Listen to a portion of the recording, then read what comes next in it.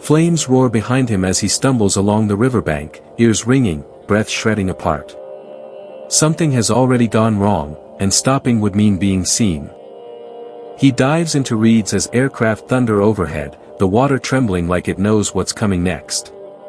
He presses his face into the mud and waits for impact. The bombing stops too suddenly. When he looks up, the riverbank is empty, as if everyone vanished mid-breath. He runs inland without a plan, driven by heat at his back and silence ahead. Every step pulls him farther from whatever he's already lost. Night swallows the forest, and hunger starts making decisions for him. He curls beneath roots, listening for boots, counting breaths he can't slow. Voices approach with clinking metal and careless laughter. He doesn't move, even when something cold slides across his wrist. By dawn, the forest empties again. He crawls out, weaker now, and follows the smell of cooked food like it's a promise. An explosion knocks him flat before he can swallow his first bite. The ground tilts, and figures blur into threats that may not exist.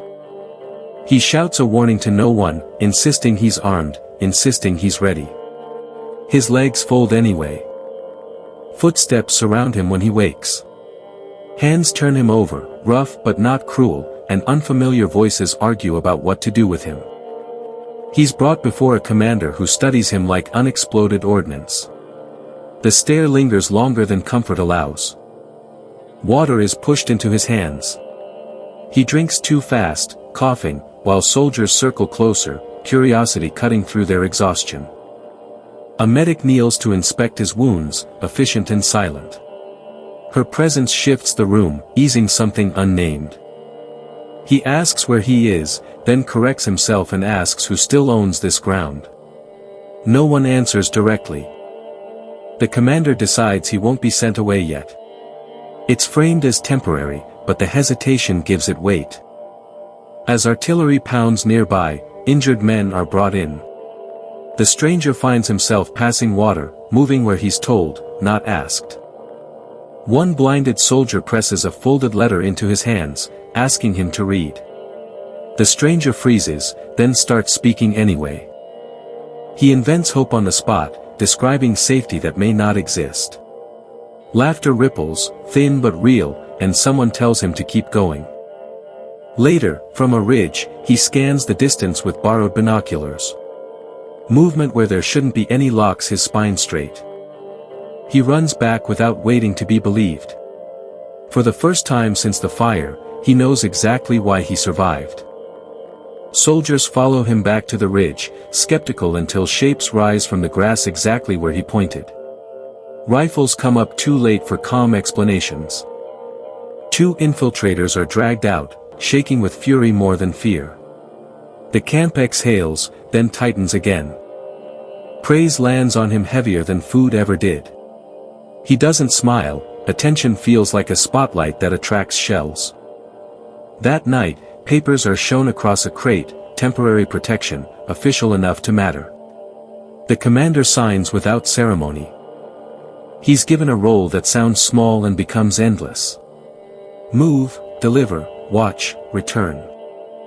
The letters make men lighter until the guns start again. The ground punches upward, rearranging priorities instantly. He keeps moving because stopping means choosing where to hide. Someone shouts for water, he's already running. A line goes dead. The radio spits static like laughter, and the commander's jaw locks. A repairman is sent out and doesn't come back. Smoke thickens where he fell. Against orders, the short-statured man crawls after him, counting seconds between blasts. Fear sharpens into focus. The wounded repairman whispers instructions with his last breath. The words stick harder than shrapnel. Hands shaking, he twists bare wire together. The radio crackles alive just as another shell lands. Reinforcements answer. The camp survives by inches he can't measure. Afterward, no one mentions how close it was. Silence becomes the reward. The medic wraps his burned hands with efficient knots. Their eyes meet, then drift apart. Orders arrive to relocate. Movement promises safety and guarantees exposure. The convoy rolls at dawn, engines coughing through mist. No one looks back. The first blast flips metal like paper.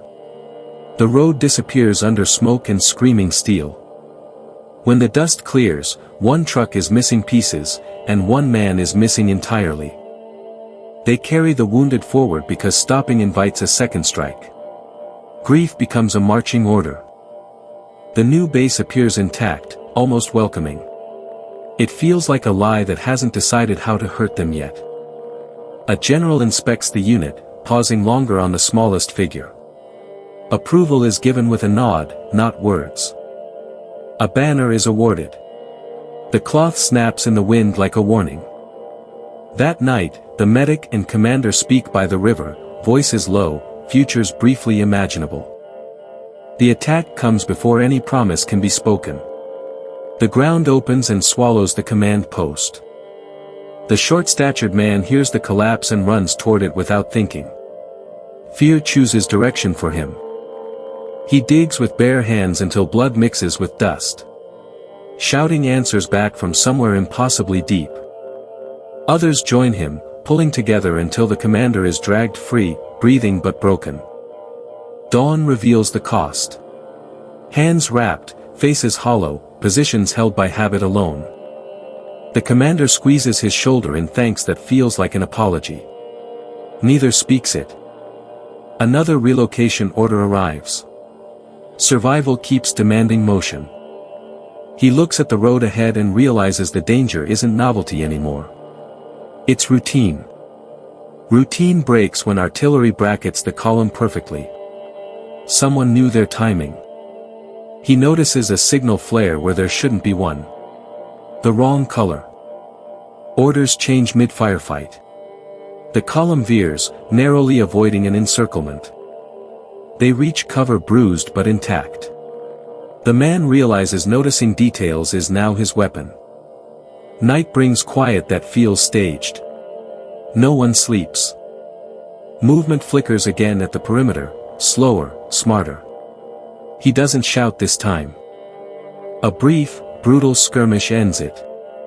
Bodies are dragged away before dawn can see them. As the sun rises, the short-statured man understands the truth. Survival has turned him into an early warning system, and it will never let him go. The next push begins without warning, artillery walking closer with mathematical patience. The ground learns their names by force. Positions fail one by one, not from weakness but from timing. Someone is always 5 seconds late. A runner collapses mid-message. The information dies with him. The short-statured man takes the message anyway, piecing it together from fragments and instinct. He moves before doubt can argue. He reaches a forward position already half abandoned. Smoke hides friend and threat equally. A misjudged step drops him into a crater slick with rain and blood.